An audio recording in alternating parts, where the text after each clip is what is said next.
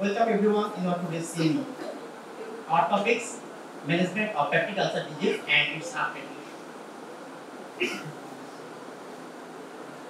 What is peptic ulcer disease?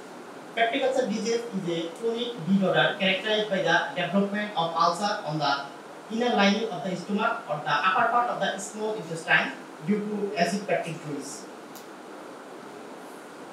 The picture showing an ulcerated area on stomach and first part of the duodenum. It's a common gastrointestinal disorder affecting millions of people worldwide. If peptic ulcer disease is not managed properly, it may cause morbidity, healthcare costs, and potentially life-threatening complications. Epidemiology. Peptic ulcer disease affects 4 million people worldwide annually, and prevalence 5 to 10%. Impact of lifestyle: smoking, excessive alcohol consumption, and poor diet contribute to PUD risks. Socioeconomic status: limited access to healthcare, stress, and poor living conditions increase peptic ulcer disease prevalence. Pathophysiology: gastric and duodenal ulcer develops because of an imbalance between aggressive factors and protective factors. Aggressive factors are H. pylori and NSAID, where protective factors are bicarbonate ion, mucus, prostaglandin, and mucosal blood fluid. Etiology: H. pylori infection, NSAIDs, and stent-related mucosal damage are the common cause of peptic ulcer disease. And uncommon causes are mostly idiopathic: Zollinger-Ellison syndrome, viral infection, radiotherapy, and chemotherapy. Helicobacter pylori. Helicobacter pylori is a spiral-shaped, gram-negative flagellated bacteria first associated with peptic ulcer disease in 1980s. It's spread through the fecal-oral route.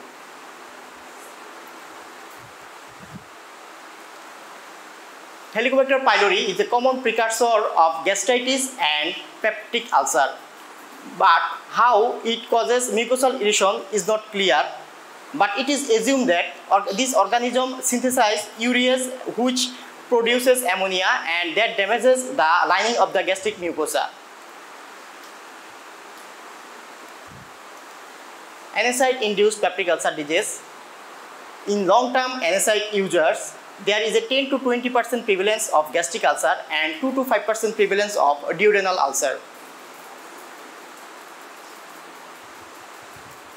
Mechanism of NSAID-induced peptic ulcer disease. NSAIDs are weak acid and are non-ionized at gastric pH. When NSAIDs are given, it inhibits prostaglandin, which is a protective factor. Thus, acid and pepsin causes a breach in the lining of the epithelium and formation of ulceration occurs. Clinical manifestation of peptic ulcer disease. Epigastric pain is the most common symptom. Pain is described as burning, gnaawing, or cramping in nature. If pain is aggravated after taking meal, it is considered as gastric ulcer pain, and if pain is relieved after taking meal, it is considered as duodenal ulcer pain. Other symptoms are postprandial belching, epigastric fullness, fatty food intolerance, loss of appetite and weight loss, and hematemesis. Hematemesis occurs due to direct bleeding from a gastric ulcer. Now, complications of peptic ulcer disease are bleeding, perforation, gastric outlet obstruction, and gastric carcinoma. Diagnostic study: upper GI endoscopy. Nowadays, barium meal X-ray is replaced by upper GI endoscopy. And upper GI endoscopy determines degree of ulcer. A biopsy should be taken to exclude malignancy. Diagnostic study for H. pylori. Serological test, urea breath test, and fecal antigen test are the non-invasive tests. And histology, microbiological culture, and rapid urine test are invasive tests. But invasive test requires endoscopy with a biopsy. Medical treatment. Overall goals: relief of pain, healing of ulcer, prevention of recurrence, prevent or reduce complication.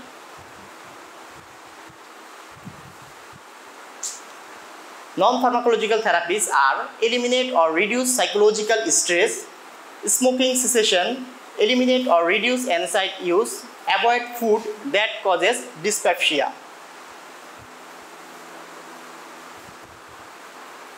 Pharmacological intervention: acid neutralizer or antacids are sodium bicarbonate, calcium carbonate, magnesium hydroxide and aluminum hydroxide.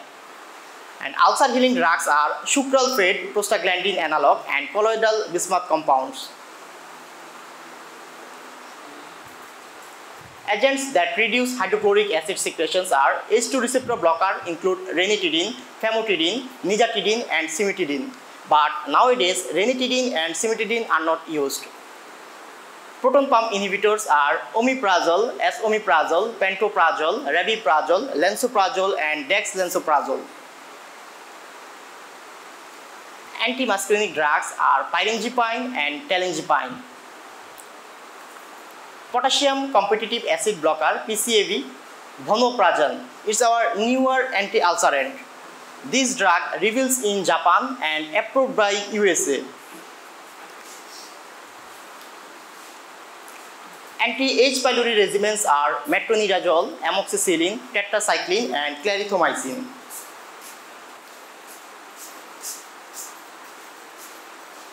Now, in short, I will discuss some of these anti-ulcerants. Antacids are weak base. They directly neutralize gastric acidity. They also promote mucosal defense by stimulation of mucosal prostaglandin production. Drug interaction: antacid interacts with tetracycline, ciprofloxacin, imidazole and iron preparation and causes decreased absorption and bioavailability of this drug. So, most drug interaction can be avoided by taking antacid 2 hours before or after ingestion of other drugs. H2 receptor blockers competitively and reversibly block H2 receptors on parietal cell.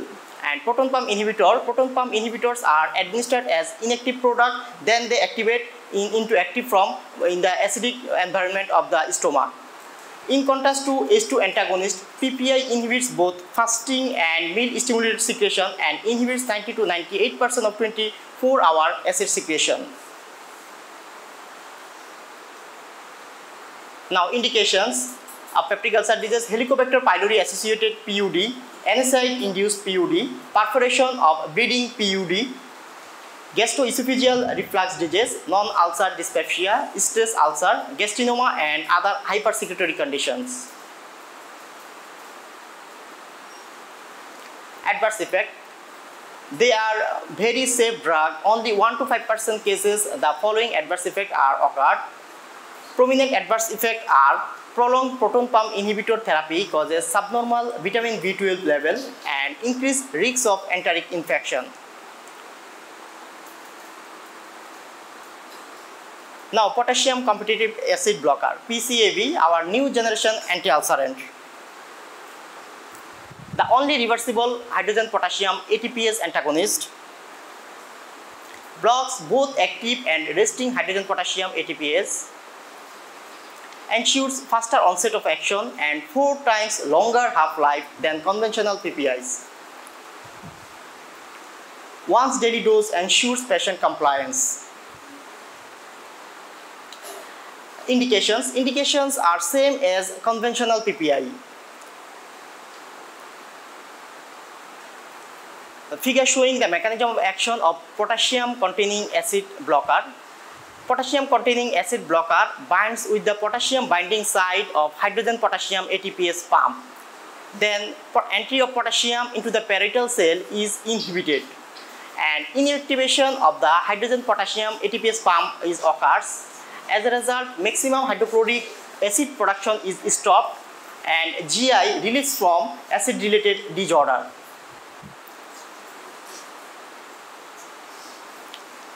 Now, the difference between PPI and potassium containing acid blocker. The advantage of potassium containing acid blocker vonoprazan It's an active drug where the conventional PPIs are a prodrug, and vonoprazan binds irreversibly where PPIs bind irreversibly. And half-life of conventional PPI are around 2 hours, where in case of PCAB half-life is 8 hours, which is 4 times longer than conventional PPI. And PK value is 3.8 to 5 in case of PPI and around 9 in case of vonoprazan.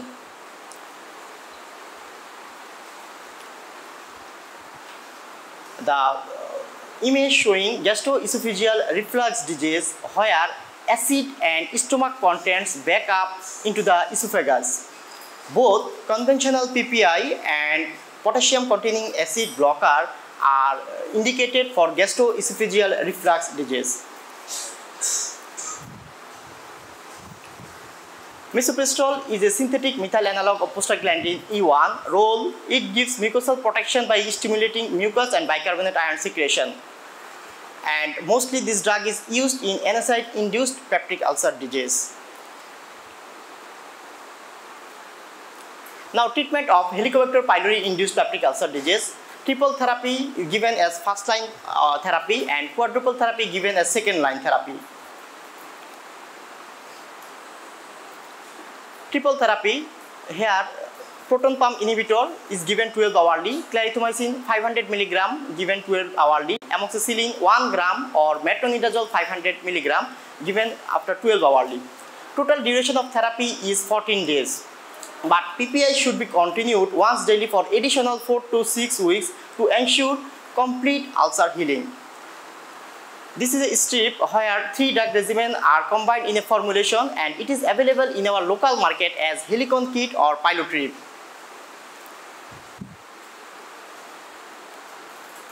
Now, Bismuth based quadruple therapy. Quadruple therapy should be offered to those patients who remain infected after initial triple therapy.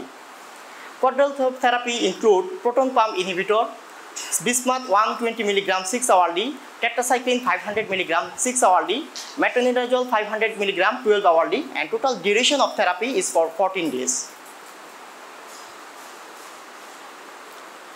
Sequential therapy, newer H. pylori irrigation therapy, where the antibiotics are administered in a sequence rather than at the same time. Sequential therapy contains a PPI twice a day for 10 days and amoxicillin 1000 mg twice a day from days 1 to 5, followed by clarithromycin 500 mg twice a day plus tinidazole or metronidazole 500 mg twice a day from day 6 to 10. Given for 10 days total, 5 days for each antibiotic regimen. Adherence and tolerance rates of sequential therapy are similar to triple therapy, but the cost is lower. Now, levofloxacin based triple therapy. Levofloxacin based triple therapy is given where triple therapy and quadruple therapy are fails.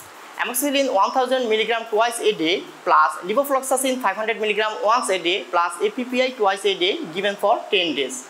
This regimen is option for salvage therapy in patients who have persistent H. pylori infection. Now, treatment of NSAID-induced ulcer. Ideally, discontinue the NSAID. If the NSAID needs to be continued, then consider reducing the dose of the NSAID or change the NSAID to paracetamol or a partially selective COX-2 inhibitor like nebumetron or Sulindac. Use a proton pump inhibitor to treat the ulcer. Now, treatment of non-H. pylori, non-NSAID ulcer.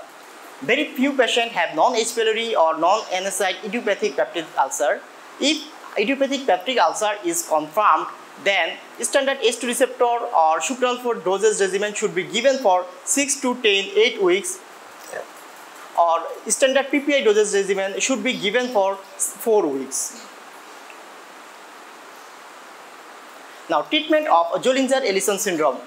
Zollinger-Ellison syndrome is a condition where excessive hydrochloric acid secretion occurs due to overproduction of gastrin, which release from the non-beta cell of islet from the pancreas.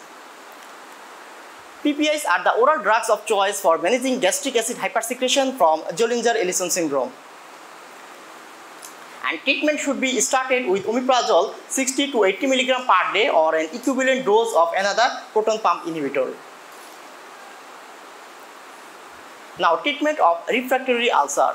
Ulcers are considered refractory to therapy when symptom and ulcer or both persist beyond 8 to 12 weeks.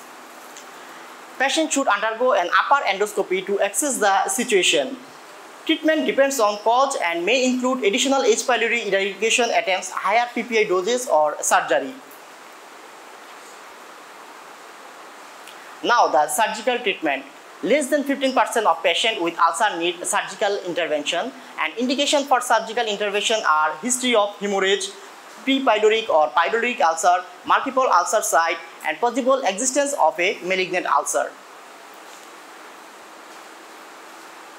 Now, the surgical procedures are gastroduodenostomy, gastrojejunostomy, vagotomy, and pyloroplasty. Image of operative surgery. In image 1,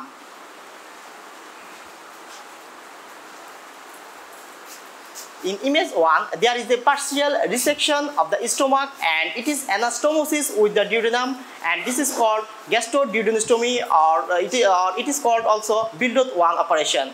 And in image 2, there is also partial resection of the stomach occurs, and it is anastomosis with the jejunum, and it is called as gastrojejunostomy, also known as Bildot 2 operation. Additional patient counseling. Discuss with patient about the cause of ulcer, either Helicobacter pylori or NSAID induced. Address risk factor. Risk factors are NSAID, cigarette smoking, etc. Discuss the rationale behind the multi-drug regimen and the importance of adherence and sticking to the full course of therapy. Caution patient to look out for signs of GI bleeding like terry stools, abdominal pain, or blood vomiting.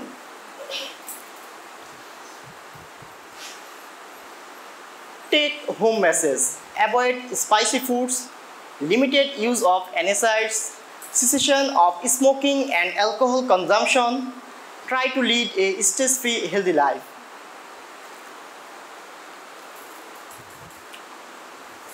For clinical practitioner, now we want to recapitulate some products of Ad-din Pharmaceuticals. Product of Ad-din, famotidine found as Femisus syrup, available in the local market. Omeprazole as Umrazole 20 or 40 mg capsule, esomeprazole as Sumazole 20 or 40 mg capsule, and pantoprazole as Nixpan 20 or 40 mg tablet. This is all about today's presentation, and thank you all for patient hearing. Thank you, Dr. Mahbubur Rahman Polash, for a nice and informative presentation. Now I am going to request our respected chairperson, Professor Brigadier General Dr. Mohammad Ali sir, and chief guest Professor Dr. Mohammad Nur sir, and our special guest Sanjay Kumar sir to come on stage and take their seats. A dyspepsia মানে কি pain and blotting and uneasy sensation in the abdomen, এটা হচ্ছে আমরা বলি dyspepsia। এখন সব সময় এই আলসার হইলেই যে আমাদের H. pylori হবে এমন না, কিন্তু এটা একটা মিসকনসেপশন। যেমন এন্ডোস্কোপি বলছে নরমাল, তাহলে আমার তো কোনো আলসার নাই, আমার তো কোনো H. pylori নাই, তাহলে আমার ইরাডিকেশনের দরকার নাই। এটা কিন্তু একটা বিরাট ভুল জিনিস। এটা তাহলে কি নন আলসার ডিসপেপসিয়াই সবচেয়ে কমন আর কি। তাহলে কি কি মানে এটার একটা ইনসিডেন্সটা কি আসলে? ইউকেতে বলছে যে 50% পেশেন্টদের 50 বছরের উপরে তাদের এটার H. pylori ইনফেকশন হওয়ার চান্স বেশি।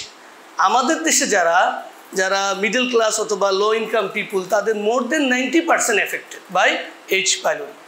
তাহলে এই ধরনের যে কতগুলো রিস্ক ফ্যাক্টর আছে আমাদের পেপটিক আলসার জন্য, first H. pylori, second NSAID, third smoking. আর কোনো ফুডের সাথে এটার সম্পর্ক নাই, যেমন স্পাইসি ফুড এটা ওটা এগুলির সাথে তেমন কোনো সম্পর্ক নেই। তিনটা জিনিসই আমাদেরকে মনে রাখতে হবে আর কি এটা। এখন তো এগুলা কি ধরনের একটা সিমটম তৈরি করে ভাই? ফিফথ ইয়ার ভালো করে খেয়াল করো, সবাই পড়তেছে, এই যে আইটেম পড়তেছে ওরা কিচ্ছু মনোযোগ দিতেছে না। দেখেন না আছে কয়েকজন আছে, সব আইটেম পড়তেছে। তাহলে সিমটম কিন্তু তিনটা। এক নম্বর হচ্ছে ট্রায়াড বলি আমরা, একটা ইপিক স্টিয়ামে তাদের একটা পেইন থাকবে, সেটা রিল্যাপস অ্যান্ড রিমিশন প্যাটার্ন থাকবে। আরেকটা হচ্ছে রিলেশন টু ফুড, মানে খাবারের সাথে সম্পর্ক থাকবে। এই তিনটা সিমটম যদি থাকে তাহলে আমরা কিন্তু বুঝবো যে পেশেন্টের ডিসপেপসিয়া হচ্ছে। এটা পেপটিক আলসার হইতেও পারে, না হইতে পারে। তাহলে এই খাবারের সাথে সম্পর্ক কীরকম, বিশেষ করে যারা ইয়ঙ্গার পেশেন্ট আছে, এই অল্প বয়সী বাচ্চারা, তারা দিন দিন স্বাস্থ্যবান হয়ে যাচ্ছে। অবভিয়াসলি একটা বিরাট চ্যালেঞ্জ। তারা প্রায়ই পেটের ব্যথার কথা বলে, আমরা কিন্তু তখন ভাবি যে এটা duodenal ulcer disease, maybe duodenal ulcer. কারণ এইচ পাইলোরি ইনফেকশনের 90% হয় ডিউডেনাল আলসার, আর 70% হয় গ্যাস্ট্রিক আলসার। তাহলে কি হয় যে খাওয়ার পর তার ব্যথাটা কমে যায় এবং খালি পেটে তার ব্যথাটা বাড়ে। কোথায়? Duodenal ulcer. কিন্তু গ্যাস্ট্রিক আলসারে তার উল্টা। তাহলে ওয়েট গেইন করে হচ্ছে গিয়ে ডিউডেনাল আলসার, কিন্তু গ্যাস্ট্রিক আলসারে ওয়েট লস হয়। এটা আমরা ক্লিনিক্যালি কিন্তু একটা ডিফারেন্সিয়েট করতে পারি। এবার এই ভাইরাসটার ট্রান্সমিশন কি? ওই লাস্টে বললো না টেক হোম মেসেজ, ওই মেসেজের সাথে আমি সম্পূর্ণ ডিফার করি। কারণ এই ভাইরাসটা, এই ব্যাকটেরিয়াটার ট্রান্সমিট হয় হচ্ছে ফিকো ওরাল রুটে, মানে স্যালাইভা দিয়ে ট্রান্সমিশন হয়। কি দিয়ে? স্যালাইভা দিয়ে। তাহলে আমাদের কি করতে হবে? যারা ফুড প্রসেস করে, প্রিপারেশন করে এবং যারা সেফ ড্রিঙ্কিং ওয়াটারটাকে আমাদের সাপ্লাই দেয়, এই ড্রিঙ্কিং ওয়াটার, এইগুলির ভিতরেই সব কিছু জড়িত।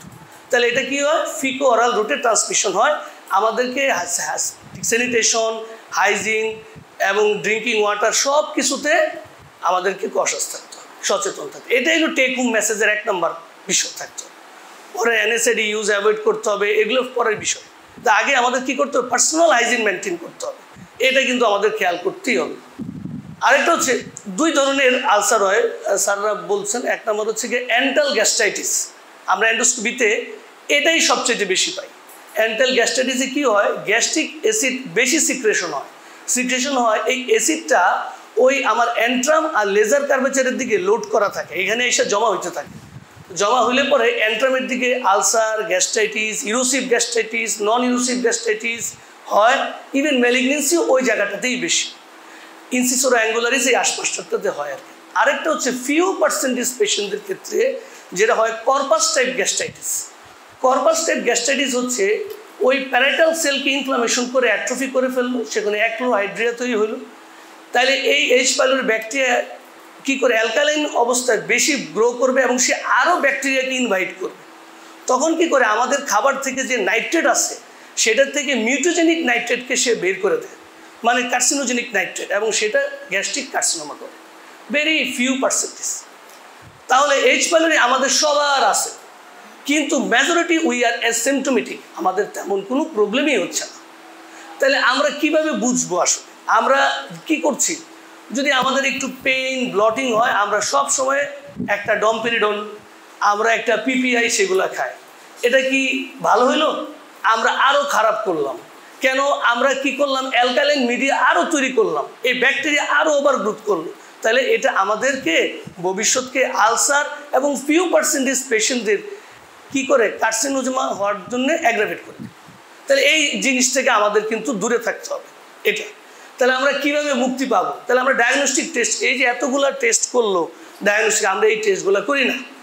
আমরা একটা টেস্ট করি এখন এইচ পাইলোরির জন্য, সেটা হচ্ছে এন্ডোস্কোপি অ্যান্ড সিএলও টেস্ট। একটা স্ট্রিপ পাওয়া যায়, এই স্ট্রিপটা ওই যে এটা বলে হেলিকন একটা স্ট্রিপ বলে, সেটাতে আমরা কি করি? সাসপেক্টেড জায়গা থেকে গ্যাস্ট্রিক জুস কিংবা টিস্যু ম্যাটেরিয়াল সেগুলো নেওয়ার পরে ওই স্ট্রিপের ভিতরে দিলে কালার চেঞ্জ হয়। যদি একটা পিঙ্ক কালার হয় তাহলে আমরা বুঝি এইচ পাইলোরি আছে। এটা আমরা এন্ডোস্কোপি রুমে তাৎক্ষণিক টেস্টটা করি আর কি। স্ট্রিপটার দাম 120 টাকা, কিন্তু ডায়াগনস্টিক সেন্টাররা এটা 600, 700, 800 টাকা নেয়। কোনো রুগী এটা নিয়ে করতে চায় না, এই একটা অসুবিধা আর কি গেল। তাহলে আমরা কিন্তু ইজিলি এইভাবে টেস্ট করতাম। আরেকটা টেস্ট করা যায়, এটা খুব ভালো, এটা বারডেমে হয়, সেটা হচ্ছে ইউরিয়া ব্রেড টেস্ট। হ্যাঁ, আইসোটোপ ইউরিয়া ব্রেড টেস্ট। এটা আমি কখনো করিনি, কিন্তু বারডেমের মাঝে মাঝে রিপোর্ট আমি পাই আর কি। তো আমাদের জন্য এন্ডোস্কোপি। আর একটু বলে নিই, আমাদের এখানে কিন্তু এন্ডোস্কোপি, কোলোনোস্কোপি আছে বসুন্ধরাতে, আমি নিজেই করি। আর এটা তাহলে এইরকম। আর ডায়াগনস্টিক হয়ে গেলে এবার ট্রিটমেন্টের বেলায় আমাদের লম্বা একটা লিস্ট আছে যে আমরা এইচ পাইলোরি ইরাডিকেশনকে কীভাবে করবো। Very difficult to eradicate this bacteria. কারণ কি, আপনি তো ব্যাকটেরিয়াকে ইরাডিকেট করলেন, 2 মাস, 4 মাস, 6 মাস ভালো থাকলেন, কিন্তু আবার ব্যাকটেরিয়া ঢুকতেছে। কিন্তু আমার ওষুধ তো লিমিটেড। আমাদের রেজিম কি ট্রিপল থেরাপি, একটু আগে বলছেন স্যার, আমি সময় নিতে পেরেছি 1 মিনিট স্যার। এই যে আমাদের ট্রিপল থেরাপির ভিতরে একটা হচ্ছে পিপিআই, দ্বিতীয় কথা হচ্ছে দুইটা অ্যান্টিবায়োটিক, এটাই তো ট্রিপল থেরাপি। কিন্তু এই অ্যান্টিবায়োটিকের সংখ্যা কিন্তু আমাদের লিমিটেশন খুবই কম। এখন সমস্যা হয়েছে কি, এই যে আগের ফিজিশিয়ানরা করলো কি, যে একটু মানে একটা সেরোলজির টেস্ট আছে, আপনারা জানেন কি না, এইচ পাইলোরি অ্যান্টিবডি, সেটা টেস্ট করে দেখে যে পজিটিভ, এবং দে স্টার্টেড দ্য হেলিকন কিট, একটা মনে বক্স দেখাইছে একটু আগে নাকি, যার ফলে হয়েছে কি ক্ল্যারিথ্রোমাইসিন এখন প্রায় রেজিস্ট্যান্স। হ্যাঁ, তাহলে কি সেরোলজি কখনো আপনাকে পাস্ট এবং রিসেন্ট ইনফেকশনকে ডিফাইন করতে পারছে না। অতএব কখনোই আমরা এই টেস্ট কিন্তু করব না। মেজরিটি ফিজিশিয়ান যারা জিপি প্র্যাকটিস করেন তারা সবাই কি করেন, ইভেন যারা স্পেশালিস্ট তারা কি করছে যে এইচ পাইলোরি সেরোলজি টেস্ট করতেছে। তাহলে এটা কিন্তু ভেরি ডেঞ্জারাস। তাহলে কী করবো, আমি যখন একটা অ্যান্টিবায়োটিক রেজিম শুরু করব তখন আমাকে অনেক ভেবেচিন্তে শুরু করা লাগবে, কারণ ভবিষ্যতে এই অ্যান্টিবায়োটিকটা রেজিস্ট্যান্স হয়ে যায় কিনা। তাহলে আমরা এখন কোনো অবস্থাতেই ক্ল্যারিথ্রোমাইসিনের রেজিম ব্যবহার করি না। মেট্রোনিডাজলও সেমভাবে রেজিস্ট্যান্স, অ্যারাউন্ড 30 to 40% তারা রেজিস্ট্যান্স। তাহলে আমরা কি ব্যবহার করি, আমরা ব্যবহার করি লিভোফ্লক্সাসিন বেসড ট্রিপল থেরাপি, যেটা একটু আগে দেখালো। তাহলে অ্যামোক্সিসিলিন, লিভোফ্লক্সাসিন আর যে কোনো একটা পিপিআই আমরা ব্যবহার করি। কতদিন, আগে ডেভিডসনে বলতো 7 থেকে 10 দিন, 14 দিন, এখন বলতেছে 7 দিন। কারণ এই ট্রিপল থেরাপিগুলি দিলে রুগীদের লাইফস্টাইলে সমস্যা হয়, হেডেক, ভমিটিং, নশিয়া, কনস্টিপেশন, আর শুধু তাই না, তার ইকোনমিক্যালিও একটা প্রবলেম দেখা দেয়। তাহলে আমরা ব্যবহার করব 7 দিন একটা। কিন্তু কিছু ড্রাগ আছে আমাদের জন্য রিজার্ভ অ্যান্টিবায়োটিক, সেটা হচ্ছে রিফাবুটিন। এই একটা ড্রাগ যেটা টিউবারকুলোসিস চিকিৎসায় কিন্তু আমরা ব্যবহার করি, কিন্তু এটা আমরা এখানে রিজার্ভ হিসাবে রাখি আর কি। যার যদি আমরা এই লিভোফ্লক্সাসিন বেসড ফেল মিনস হচ্ছে রিকার করে আফটার 6 মান্থ, তখন আমরা কি করি, এই ড্রাগটাকে ব্যবহার করতে পারি আর কি। তাইলে আমরা এই ট্রিপল থেরাপি ব্যবহার করার ক্ষেত্রে সচেতন থাকি। যাই দিই না কেন, ফলোড বাই আমরা 2টা ওষুধ দিই পরবর্তী 1 থেকে 2 মাসের জন্য। আমরা হাই ডোজে পিপিআই দিই। হাই ডোজ কি, নর্মালি ইসোমিপ্রাজোলের কথাই যদি আমরা বলি তাহলে 40 মিলিগ্রাম ওয়ান্স ডেইলি, এটা নর্মাল। বাট হাই ডোজ বলতে 40 মিলিগ্রাম টুয়াইস ডেইলি, মানে 80 মিলিগ্রাম পার ডে। তার সাথে আমরা স্টমাকের লাইনিং ইপিথিলিয়ামটাকে প্রোটেক্ট করবার জন্যে একটা জিনিস ব্যবহার করি, সেটা হচ্ছে সুক্রাল ফ্যাট। তাহলে অ্যাসিডটা কি, মানে এই আলসারটা হিল করতে খুব ভালো সুবিধা হয়। কতদিন পর আমরা ফলো আপ করি, আমরা ফলো আপ করি এন্ডোস্কোপিক্যালি অ্যাটলিস্ট 3 মান্থ লেটার। 3 মাস পরে আমরা কি করি, এন্ডোস্কোপি করে দেখি যেই সাইডটা আলসার ছিল সেটা হিল করে গেছে কিনা। যদি হিল না করে থাকে তাহলে আমরা ওই সাইড থেকে বায়োপসি নিই। এটা হচ্ছে নর্মাল। কিন্তু প্রথম জায়গায় যদি আমাদের একটু আগলি লুকিং থাকে, ভেরি লার্জ আলসার থাকে, টাচ টু ব্লিড থাকে, আমরা মনে করি যে এটা ম্যালিগনেন্সি হওয়ার চান্স আছে কিংবা মেটাপ্লেশিয়া হওয়ার চান্স আছে, আমরা কিন্তু তখনই আমরা বায়োপসি নিয়ে নিই। শুধু তাই না, আমাদের এন্ডোস্কোপি মেশিনও কিন্তু আমাদেরকে হেল্প করে। ওদের একটা অপশন আছে narrow band imaging, NBI mode. এই ন্যারো ব্যান্ড ইমেজিং দিলেই ওরা ডিটেক্ট করে দেয় মেশিন আমার এই সাইডটাতে মেটাপ্লেশিয়া আছে, তখন আমরা কি করি, ওই সাইড থেকেই বায়োপসি নিই। মানে এখন প্রযুক্তি অনেক পাল্টে গেছে আর কি এটা। আর একটা হচ্ছে যে কমপ্লিকেশন, এখানে গ্যাস্ট্রিক আউটলেট অবস্ট্রাকশন আমি তো পাই না। আর ইমার্জেন্সি হেমাটিমেসিস, ম্যালেরিয়া, সেই রোগী আগে আমাদের ইন্টারনেট সময় অনেক পাওয়া যেত, এখন পাওয়া যায় না, কারণ তারা বাইরে থেকে সবাই পিপিআই সবাই জানে। আচ্ছা, আরেকটা হচ্ছে নিউয়ার একটা ড্রাগের কথা বলছে, বনোপ্রাজল। সেই ড্রাগের ব্যবহারের অনেকগুলি লিমিটেশন আছে। 1 নম্বর, প্রেগনেন্সিতে দেওয়া যায় না, 65 বছর উপর দেওয়া যায় না, কিডনির স্টেজ 3B হইলে দেওয়া যায় না। তাহলে এইগুলির ব্যাপারে আমাদের সচেতন থাকতেই হবে। আরেকটা হচ্ছে আরেকটা লাস্টে take home message, maintain personal hygiene, never take PPI when you feel dyspepsia. এটা খাওয়া যাবেই না, বড় জন্য আমরা ডমপ্রেডল খাইতে পারি, ডমপ্রেডল। আচ্ছা, তাহলে এইচ পাইলোরি ইরাডিকেশন আমরা কোন কোন জায়গায় দেই, কত বড় একটা লিস্ট দেখাইছে, এটা একটু বলে নিই। আমরা জানি যে যে সমস্ত পেশেন্টদের এইচ পাইলোরি পজিটিভ আছে তাদের তো দিবই, আরও কয়েকটা জায়গা আছে তাদেরকে আমরা দিব। যেমন একটা বলছি নন আলসার ডিসপেপসিয়া, অনেক দিন ধরে অ্যানিউডিতে ভুগতেছে তাদেরকেও আমরা দিব উইদাউট টেস্ট এইচ পাইলোরি। দ্বিতীয়ত যারা অনেক দিন ধরে অ্যাসপিরিন খায়, আমাদের বাবা মারা সবাই অ্যাসপিরিন খায় না, অনেকেই ডায়াবেটিস আছে, কার্ডিয়াক প্রবলেম আছে, অ্যাসপিরিন খাচ্ছে, প্রোফাইলেক্সিস ইউজ, তাদেরকে আমরা দিব। অথবা যারা রিপিটেডলি অ্যানেসেটি খাচ্ছে ডিউ টু রিমাটোলজিক্যাল ডিজিজ, কারো রিমাটয়েড আর্থাইটিস আছে, কারো এসপিএ আছে, তাদের ক্ষেত্রে কিন্তু আমরা এটা দিব। আরেকটা হচ্ছে যাদের প্রিভিয়াস হিস্ট্রি ছিল আর্লি গ্যাস্ট্রিক কার্সিনোমা এবং যারা রিসেক্টেড হয়েছে, যাদের বাইপাস হয়েছে, গ্যাস্ট্রোজেজুনোস্টমি হয়েছে, গ্যাস্ট্রোডিউডিনোস্টমি হয়েছে, তাদেরকে কিন্তু আমরা বছরে অন্তত 2 বার রেডিকেশন দিই টু রিকারেন্স, যে আলসার সাইটটা থেকে আবার কোনো রিকারেন্স হয় কিনা। আরেকটা হচ্ছে কিছু সাইট আছে যেটা স্টমাকের সাথে সম্পর্কিত না, তারপরও আমরা তাদেরকে কি দিব, এই এইচ পাইলোরি ইরেডিকেশন দিব। নাম্বার 1, যারা ওই যে সমস্ত কন্ডিশনে ভিটামিন B12 কম থাকে শরীরে সেগুলিতে। দ্বিতীয়ত যাদের আয়রন ডিফিসিয়েন্সি এনিমিয়া থাকে, আয়রন কোনোভাবেই কারেকশন হচ্ছে না। তৃতীয়ত যাদের আইটিপি থাকে, আইটিপি ইডিওপ্যাথিক থ্রম্বোসাইটোপেনিক পারপুরা, তাদেরকে আমরা অবশ্যই দিব। তাইলে লাস্টে তাহলে এই যে আমরা পিপিআই খাই তার কি ব্যাড সাইড ইফেক্ট হবে? 1 নাম্বার আয়রন ডিফিসিয়েন্সি এনিমিয়া। দ্বিতীয় কথা তাদের মানে কি ইমিউনিটিটা কমে যাবে। তৃতীয় কথা তাদের কি হবে, গ্যাস্ট্রিক কার্সিনোমা হওয়ার চান্স অনেক গুণ বেড়ে যায়। অতএব পিপিআই ব্যবহারের ক্ষেত্রে আমাদের অনেক সচেতন হতে হবে আর কি। আর সবাইকে পার্সোনাল হাইজিন, ফুড প্রসেসিং এগুলো মেনটেন করতে হবে। আমি অনেক সময় নিলাম, সেজন্য অনেক দুঃখিত এবং ধন্যবাদ। Today's honorable principal special guest Sanjoy and my dear colleagues and the students. This is Helicobacter pylori. Peptic ulcer is mainly caused by the Helicobacter pylori. This is the bacteria, which is the spiral bacteria, and it has got some unique characteristics. One is it has got tough flagella, which is sheath, and Campylobacter jejuni also has got tough flagella, which is unsheathed. This is the difference. And Campylobacter jejuni, it causes the diarrheal causes.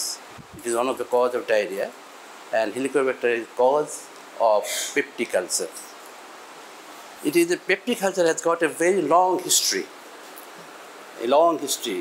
and first case of perforation by peptic ulcer was detected in 1670, and it occurred in a Princess Henrietta in England. And after a long time, the two scientists, one was Barry Marshall and another Robin Warren, these two scientists, they discovered this bacteria, and for that they got Nobel Prize in 2005. So what is the problem of this bacteria? This bacteria, this causes dyspepsia and other diseases. There are dyspepsia, then non-ulcerative dyspepsia, then it can cause mold, or it can cause malignancy. Lot of things they can cause. But the thing is that I'm not going to tell anything. Dr. Sanjoy has told a lot of things. He has details he has told. I am going to tell about this bacteria. Epidemiologically it is seen that most of the people in the Western world, almost 90% of the people, and in our country there is not very much study, but about 80% of the people, they have this bacteria in their gastric stomach, but most of them they do not have the peptic ulcer. It is told that only 5 to 10% they may develop the peptic ulcer and other symptoms of peptic ulcer. So this is not always that means if the bacteria is present in the stomach, it's not causing the peptic ulcer. It may cause dyspepsia or flatulence or some pain maybe. but they did not cause the peptic ulcer. Now, indiscriminate use of these drugs is causing the resistance, as because this bacteria has got the capacity to undergo mutation. Very commonly they undergo mutation. At the same time, they can cause recombination, and that is why they are causing the resistance. At the same time, the people uses the drugs very frequently without the prescription, and that is also causing the resistance pattern, as because, and some of the patients, they are not compliant with the treatment, and that is why that resistance is developing gradually. In our country, there is no study, but in Western countries it is seen that 20% of the people, they have developed the drug resistance to the first line drug for the treatment of the peptic ulcer. There are many regimens for treatment of the peptic ulcer, first line, second line, third line, fourth line, that our PD Sanjoy, he knows very nicely. But the thing is, all the drugs, what are the lines we are using, first line, fourth line, second line, third line, that does not matter. You cannot cure all the patients with this drug regimen. Always there is failure. Some of the people are non-responder, and some they do not respond to these drugs, or they may develop the resistance to the drugs. So, how we can prevent this resistance pattern? One is we have to encourage the adherence to the drug regimen, the adherence of the patient to the drugs. So they should take the drug in full course, one thing. Second thing, before giving the treatment, what we have to do the correct diagnosis. There are many tests. One is the non-invasive test, another invasive test. What is the endoscopy is the invasive test. Most of the people, they don't like to go for endoscopic test. But simple tests are there nowadays. You can detect the antigen in the stool and other secretions. And also, you can detect the urea breath test, which is quite specific and sensitive. That is 95% sensitive and specific test. This is urea breath test. Before it, there was some problem in the urea breath test, as because there was a special instruments were needed for detecting the exhaled carbon dioxide, radioactive carbon dioxide, or in the air. So now, what is the new technique has come? Analytic spectrometer, which is quite less costly and also easy to use. So this is not very much important now, and it is less costly now also nowadays. He said that endoscopy type, there is a urease test. That is, kit is available. From the invasive test, when you do the endoscopy, you take the biopsy, and the biopsy material you can put in the urea, and it will color changes take place due to the development formation of the ammonia in the urea solution. And that is on the basis of that urea, this kit is being made. Even if you don't have the kit, you can do yourself. You can prepare the urea broth yourself, and you can put the endoscopic materials, endoscopic biopsy material in that liquid, and you can see the changes, and you can detect whether the patient is having the Helicobacter pylori or not. This is all about the things. Dr. Sanjoy has told everything, and very practical things. And one thing I request all the students, before giving any treatment, you should go for correct diagnosis, whether it is caused due to the Helicobacter pylori or not. And nowadays, Many tests are coming up. Simple test and is not too much costly. So you have to diagnose first, then you have to give the treatment, and you have to tell the patient that you have to complete the course. Otherwise, you will develop the resistance, and ultimately you may suffer. Sufferings may be long term. Thank you very much. Respected teachers and students, Assalamu alaikum. Yes, today's presentation is a timely presentation because peptic ulcer disease as well as dyspepsia is prevailing in our country as well as global. So no doubt of it is a public health problem. I must thanks to Dr. Mahbubur Rahman. He has given the update knowledge for us. How can we enrich our knowledge? Of course, attending in the seminar, workshop and symposium. I have learned many things from today's speaker as well as our guest speaker, Professor Sanjay. He has given the few messages, that is home message, H. pylori, NSAID and smoking. Smoking is prevailing in our country, though government has given some embargo and there is an offense and Public Health Act is there. They have been fined if you do in the open road or open space, but it is happening. So what is our advice to our patient for lifestyle modification? As a public health specialist, I must emphasize on that part. What we are taking? Are we taking the healthy food? No. We are taking food from outside invariably because we are working in an institute. We are collecting the food to our state area. That is very bad.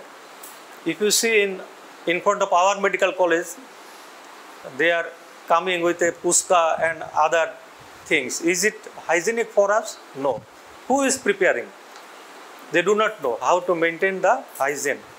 So Sanjay is rightly pointed out that is personal hygiene as well as food hygiene and lifestyle modification. I am a non-smoker. So smoking is one of the cause for dyspepsia as well as hyperacidity. Peptic ulcer disease is a long period. Okay. Professor Alam has said that it needs time, but we are always in a stressful life. Sometimes I am thinking in 40 years back, there is only antacid and liquid antacid available in the market. But now you can see antacid, omeprazole, pantoprazole, lansoprazole, it is coming day by day. But we are not giving emphasis on our lifestyle modification. This is my advice. Please tell your patient that maintain a good lifestyle. If less stress, if they do maintain their food hygiene, there is okay. I think today's CME is good for us and it will be continue inshallah. And of course my student is benefited as professor is here. I think it should be continue in regularly so that we can update our knowledge. Thank you very much. Assalamu alaikum.